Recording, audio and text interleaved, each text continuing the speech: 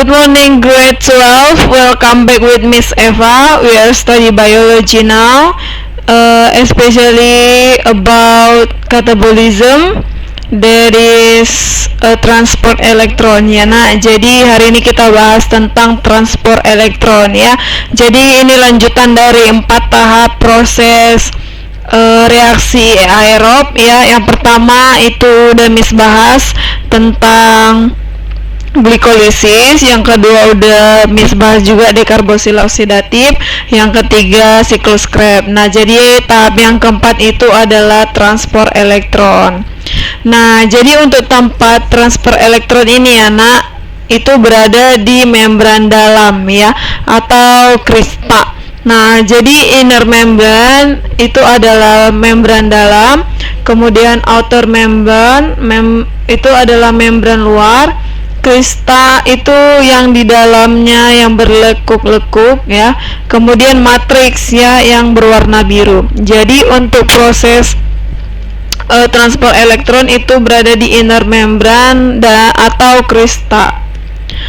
Oke, nah jadi membran dalam itu kalau misalnya Miss zoom ya nak ya, jadi itu yang berwarna biru, warna ungu ini adalah bagian dari kepala yang tersusun dari fosfat ya nak ya.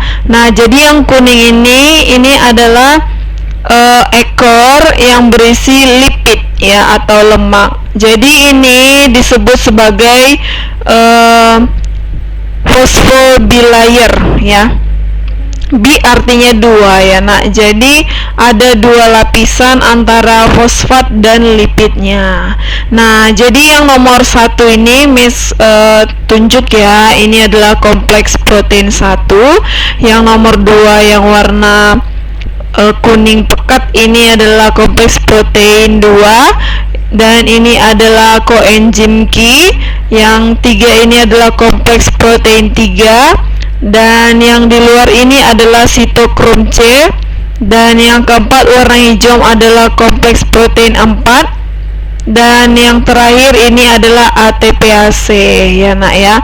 Nah jadi ini adalah bagian dari ruang antar membran ya. Dan di bagian dalamnya ini adalah matriks mitokondria ya. Jadi ini adalah inner membran atau membran dalam kalau misalnya di zoom dengan menggunakan mikroskop. Nah, jadi untuk tahap pembentukan NADH menjadi ATP ya nak ya. Nah, jadi NADH diubah menjadi NAD+ ya. Nah, jadi dia akan masuk ke koenzim Q ya melalui protein kompleks 1. Jadi ketika NAD+ masuk ke koenzim Q, nanti ion H+-nya itu lepas ya. Nah, kemudian lanjut dari koenzim Q menuju sitokrom C melalui protein 3. Nanti ion H+-nya keluar juga ya nak ya, keluar H+ atau ion hidrogennya. Nah, kemudian dari sitokrom C menuju ke protein 4, nanti di sini energinya itu akan masuk ke bagian matriks ya. Nah, jadi untuk tahap masuknya kompleks keempat ini nanti dikeluarkannya juga ion H+ ini dia. Nah, jadi ion H+ ini nanti ionnya itu akan bereaksi dengan ion hidrogen dan mengikat yang namanya oksigen sehingga membentuk H2O ya nak ya. Nah, makanya kalau misalnya kita bernapas ya, kita mengeluarkan CO2 dan H2O. Nah, inilah yang dikeluarkan oleh respirasi aerob ya nak ya. Nah, selanjutnya ion yang terlepas dari protein 1, protein 3, dan protein 4 akan masuk ke ATPase ya. Jadi di ATPase inilah nanti akan dibentuk adenosin difosfat menjadi adenosin trifosfat ya. Nah, jadi ada berapa atom hanya nak? Ada 1, 2, 3 ya. Nah, jadi dibentuk menjadi ATP. Jadi satu ion hidrogen akan menghasilkan satu adenosin trifosfat ya. Karena ada 3 ion hanya, berarti energi ATP yang dihasilkannya 1, 2, 3 ya. Jadi untuk proses pembentukan NADH menjadi ATP itu menghasilkan 3 ATP itu ya nak ya. Nah, bagaimana dengan FADH2 ya? Nah, jadi FADH2 menjadi ADP ya. Dia akan membentuk yang namanya FAD+ ya. Jadi FAD+ ini akan masuk ke koenzim Q melalui protein 2 ya. Kemudian dari koenzim Q akan masuk ke sitokrom C melalui protein 3 dan mengeluarkan ion H positif ya, atau ion hidrogen. Nah, selanjutnya dari sitokrom C masuk ionnya ke bagian matriks, dan ion H-nya itu nanti akan berikatan dengan oksigen ya nak ya. Nah, jadi disinilah nanti akan terbentuk H2O ya, dan dia juga akan mengeluarkan yang namanya H+. Nah, jadi ketika ion dari protein 3, protein 4 masuk ke ATPase, nanti akan terbentuk yang namanya ATP ya. Nah, jadi setiap ion H+ akan membentuk satu ATP. Jadi ada 2 ya nak ya. Ion H yang dihasilkan dari FADH ini 1, ini 2 ya. Jadi karena ada 2 ionnya yang akan terbentuk menjadi ATP, berarti yang dihasilkan adalah 2 ATP ya nak ya. Oke, paham ya nak ya?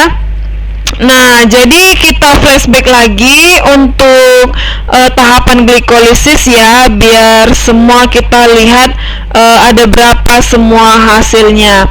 Nah, jadi di glikolisis tempatnya itu di sitoplasma, kemudian bahan yang digunakan adalah glukosa, dan produknya adalah 2 ATP, 2 asam piruvat, dan 2 NADH.